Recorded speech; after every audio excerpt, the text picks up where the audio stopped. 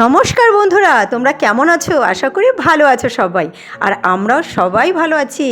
আজকে কিন্তু একটা অন্যরকম রেসিপি নিয়ে চলে এসেছি তোমাদের সাথে শেয়ার করতে। আর বন্ধুরা, এই রেসিপিটা কিন্তু ছোট বড় বয়স্ক প্রত্যেকেরই খুবই পছন্দের একটা খাবার।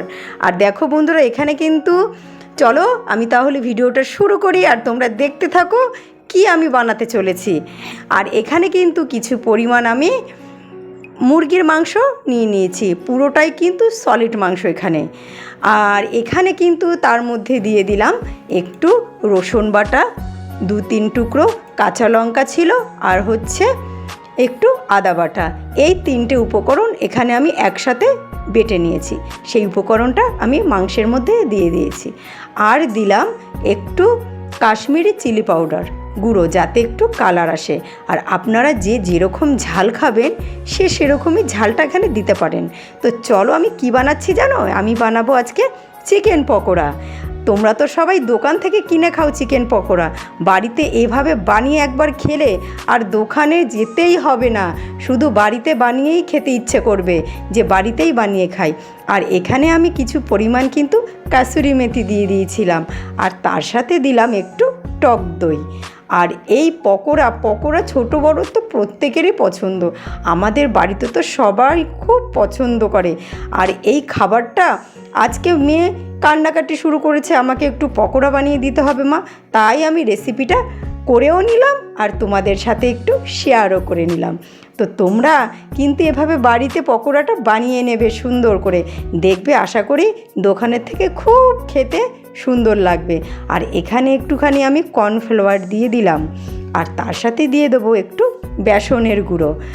এই দেখো বন্ধুরা, একটু বেসনের গুঁড়ো এখানে আমি দিয়ে দেবো। আর এই সব উপকরণ দিয়ে কিন্তু সুন্দর করে আমার একটু মেখে নিতে হবে। আর পকোড়া খেতে কে ভালোবাসে না? যদি গরম গরম পকোড়া হয়, তার সাথে যদি 1 কাপ কফি হয়, তলে তো বিকেলের আড্ডাটা খুব জমে যাবে, তাই না? এই সব উপকরণ দিয়ে এখন আমি সুন্দরভাবে একটু মাখিয়ে নিচ্ছি। আর এই চিকেনটা যখন ধুয়েছিলাম তখন কিন্তু আমি ঝুড়ির মধ্যে রেখে দিয়েছিলাম ধোয়ার পরে, যাতে চিকেনের মধ্যে একটু জল না থাকে। সম্পূর্ণ জলটা কিন্তু আমি সুন্দর করে চিপে নিয়েছিলাম, একদম শুকনো হয়ে গেছিলো আমার চিকেনগুলো। তোমরা বাড়িতে এভাবেই চিকেনটাকে সুন্দরভাবে ধুয়ে ঝুড়ির মধ্যে রেখে দেবে। আর এখন কিন্তু আমার এই উপকরণগুলো দিয়ে সুন্দর করে মেখে নেওয়া হয়ে গেছে। এখন আমি এর সাথে অ্যাড করব 2টো ডিম।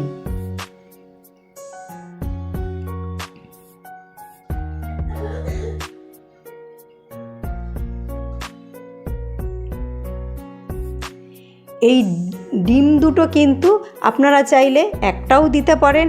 আমার যেহেতু মাংসের পরিমাণ হিসাবে আমি 2টো ডিম এখানে অ্যাড করছি, এটা আপনারা দেশি মুরগির ডিমও দিতে পারেন। আমি যেটা দোকানে পাওয়া যায় ওটাই এনে দিয়েছি, দেশি মুরগির ডিম কিন্তু আমি দিইনি। আর এটা দিয়েও কিন্তু সুন্দর করে আবার একটু মাখিয়ে নিতে হবে, সব দিকে সম্পূর্ণ জিনিসটাকে সুন্দর করে মাখিয়ে নিতে হবে। যত মাখিয়ে নেবেন ভালোভাবে, ততই খেতে একদম টেস্টি হবে, যেহেতু মশলাগুলো চিকেনের সাথে ভালোভাবে মিশে যাবে।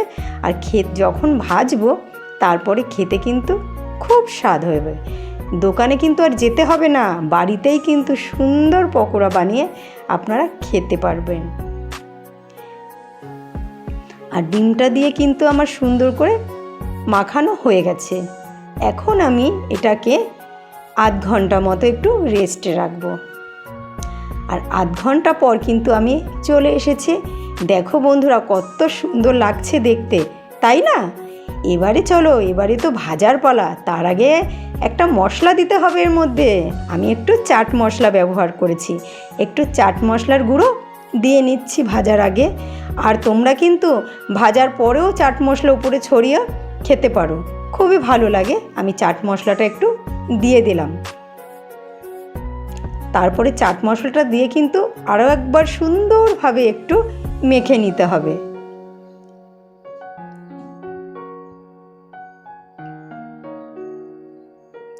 আর এই চিকেন পকোড়া বানাতে হলে সুন্দর করে কিন্তু সব উপকরণ দিয়ে ভালোভাবেই কিন্তু মেখে নিতে হয়। একটু ধৈর্য সহকারে করবেন, দেখবেন আশা করি খাবারটা খেতে খুবই দারুণ, খুবই পছন্দের একটা খাবার। ছোট বড় কিন্তু সবাই পছন্দ করে, তাই না? এখন কিন্তু আমার হয়ে গেছে মেখে নেওয়া, এখন কিন্তু ভাজার পালা। এখানে আমি তেল গরম করতে কিন্তু বসিয়ে দিয়েছি, কারণ মেখে নেওয়া কমপ্লিট হয়ে গেছে, এবার তো খেতে হবে, তাই না? আর যদি ভাজাটা না কমপ্লিট হয় তাহলে তো খাওয়া যাবে না।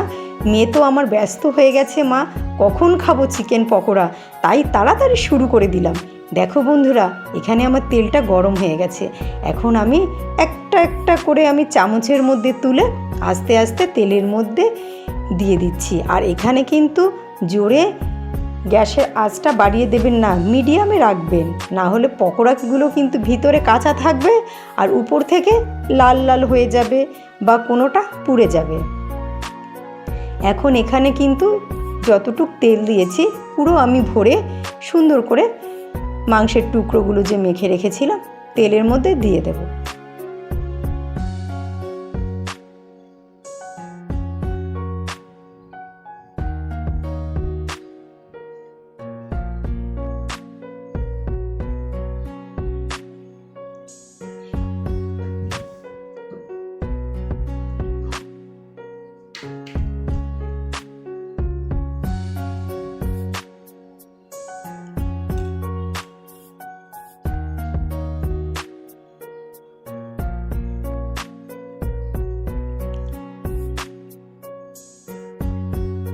আর এখানে দেখো, আমি আগে যেই মাংসের টুকরোগুলো দিয়ে দিয়েছিলাম পকোড়া ভাজার জন্য, সেই দুই একটা হয়ে গেছে একটু লাল লাল করে এক পাশ, আমি সেটাই তুলে দিচ্ছিলাম।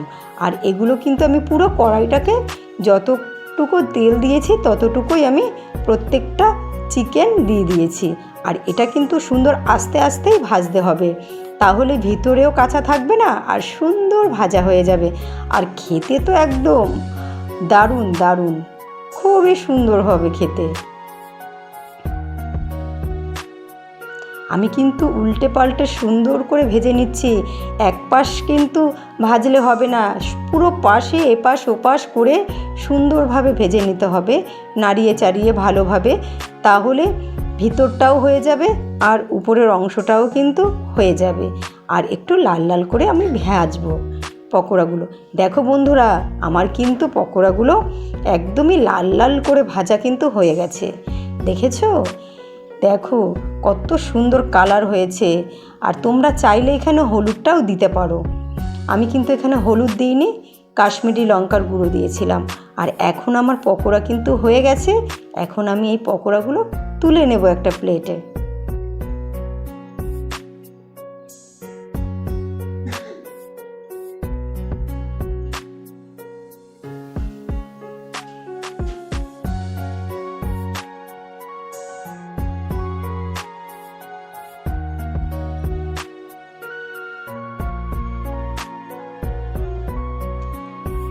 আর যে তেল রয়েছে আমি তো একবার দিয়েছি, আরও রয়েছে।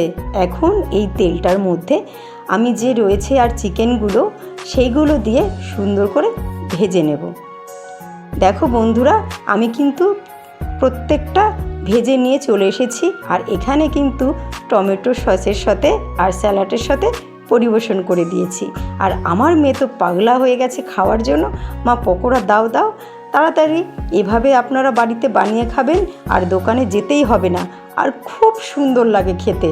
একবার করে খেয়ে দেখবেন, আর আমার এই রেসিপিটা কেমন হয়েছে একটু কমেন্ট করে জানিয়ে যাবেন। আর দেখুন ভিতরের মাংসটা কিন্তু একদম নরম হয়ে গেছে, দেখুন। যদি ভালো লাগে একটু লাইক কমেন্ট করবেন, শেয়ার করে দেবেন। ধন্যবাদ বন্ধু।